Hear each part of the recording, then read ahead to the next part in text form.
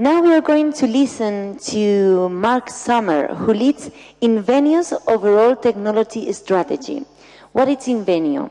Inveneo is a non-profit social enterprise that delivers the tools of technology, sustainable computing and broadband, to those who need it most in the developing world, to transform lives through better education, healthcare, economic opportunities, and faster relief. So please let's welcome with a warm applause Mark Sommer.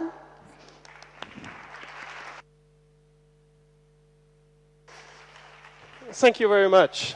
Good afternoon. Buenas tardes. At Inveneo, we work in rural areas of the developing world. Our goal is to connect those who need it most. That is, villages and organizations who serve those villages to the resources they can use to change their lives and take control of their own destiny. Connecting doesn't mean just connecting with technology, but what technology enables those communities to access through the technology. Let's see if we get the slide to move. I think I'm stuck. There we go. Inveneo is a non-profit organization. We started in 2004, and we come all from a background of technology work in Silicon Valley, from hardware, software, connectivity. We were thinking about how can we put these skills to use to enable people around the world to access the kind of information and the kind of resources we just talked about. We realized that in many of these locations, it's organizations who we need to empower, who work already in these villages and communities, and whose goal it is to further those communities for the better. So our focus has been always on organizations who work in those regions. Telecenters are a key part of that, who are typically community-based, community-organized, and community-founded. Our goal is to build the capacity of our partners around the world so they know how they can use technology to further those goals and learn over time by themselves to do that rather than requiring assistance from the outside.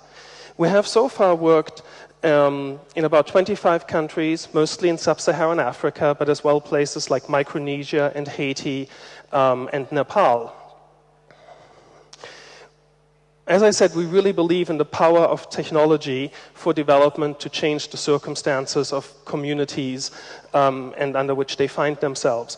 By having access to information, they can learn about ways to address the problems they are facing and participate in the dialogue and in the solution development rather than just being recipients of aid or services from other organizations or the government. The key is how they can access this information and adapt it for their local needs and share their results so others can learn from them, and they can as well learn from others, peer groups who have had success in scaling up this work.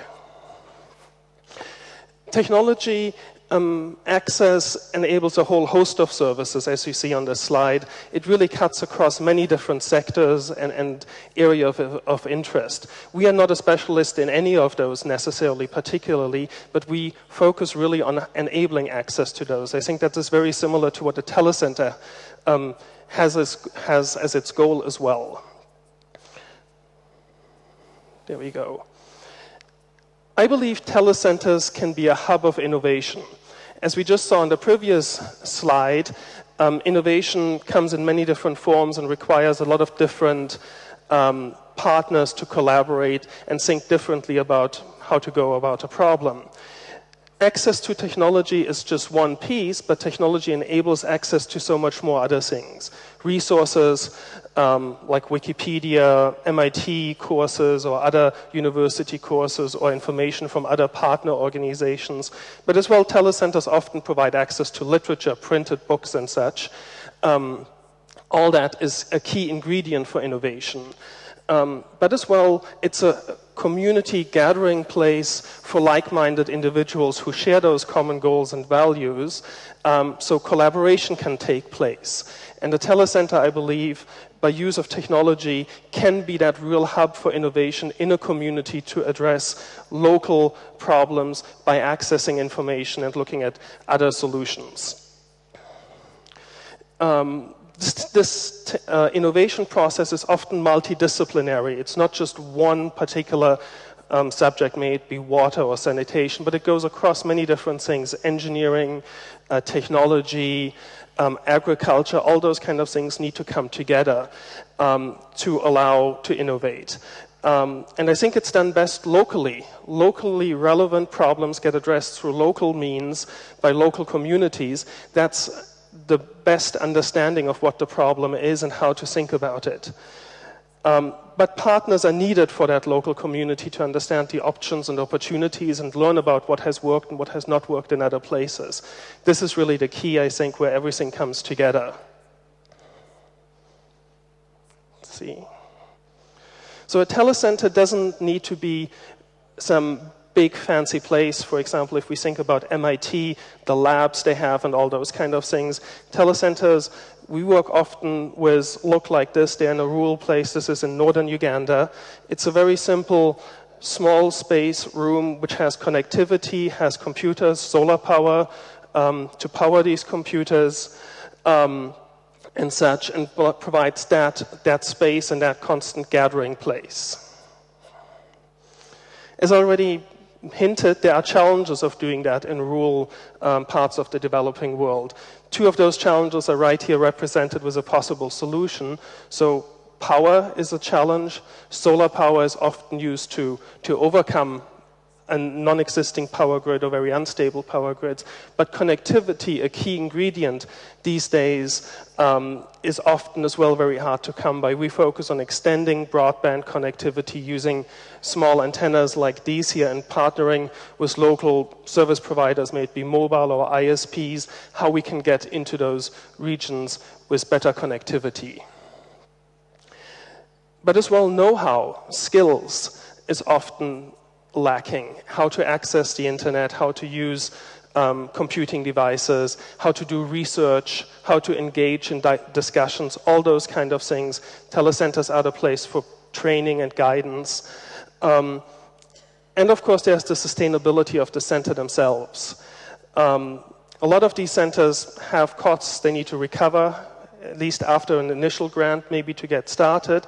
And I believe this is a part where the existing telecenter community can be really of help by looking at what has worked in other places. Even models in Europe or in Latin America are often applicable to look at them in the African context or in Haitian context, and we can learn from those. And I believe that is really key. Here's a short video showing some work in Kenya.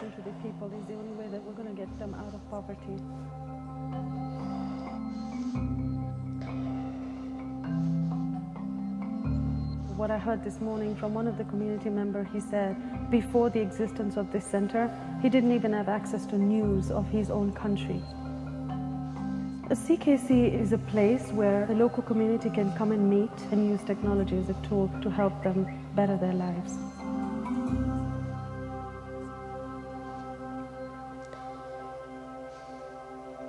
Education is something that is top priority for everybody here. They cannot necessarily afford it, but such a community-owned facility is quite subsidized, so they can actually come here and learn. Technology has been something that they embrace very easily because they know that is where the world is actually moving to. Cisco was a key player in bringing all the partners together, like Inveneo and One Global Economy and Appleseed, creating an ecosystem of partners. One of our CKCs in Sega have been able to connect to other schools. They've connected to schools in Poland, they've connected to schools in Nairobi, and they have kids actually teaching each other different things like about culture, even things like math. They're learning from each other. Now they're connected, they're able to share best practices, and they're able to talk about what worked and what didn't. We can exchange ideas with my friends, just see a very big change in the community. through CKC. It doesn't matter where you are and what part of the world or what community or society you come from. As long as you have the internet, you have a voice. You have a platform where you can share. Once they have access to the internet and they have the right education, they are on the same par as anybody else across the world.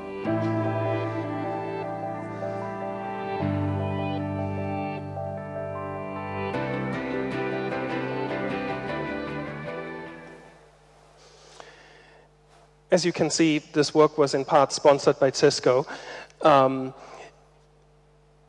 The model which was developed there was working really with a set of partners in remote areas, bringing different skill set together and connecting those remote areas and those communities with partners outside of those areas to learn from and learn from each other. And that learning process goes two ways.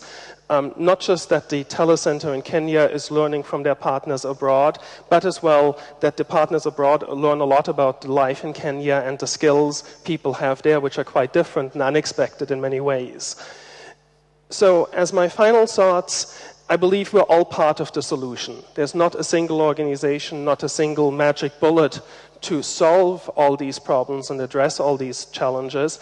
But technology enables us to connect all these partners together. And I believe all the partners here in this room and outside as well are key. And I think all your experience working with telecenters for so many years can be contributed to work in those regions where telecenters are just starting to become possible due to technology advances and connectivity advances into those rural areas. These partnerships need to be long-term. It doesn't happen overnight. Everyone would like to have the silver bullet which fixes things magically overnight, but these are long-term mentoring partnerships, and over time you will realize people get more and more successful when they ask less and less for support and help and advice, and they'll start giving back into the community of partner organizations. But I believe this is the only way how we increase relevance in the community of the solutions and of the approaches, by everyone coming together and really working with the organizations in those communities directly. With that, I want to say thank you very much and hope you will be part of that solution and part of that dialogue going forward. Thank you.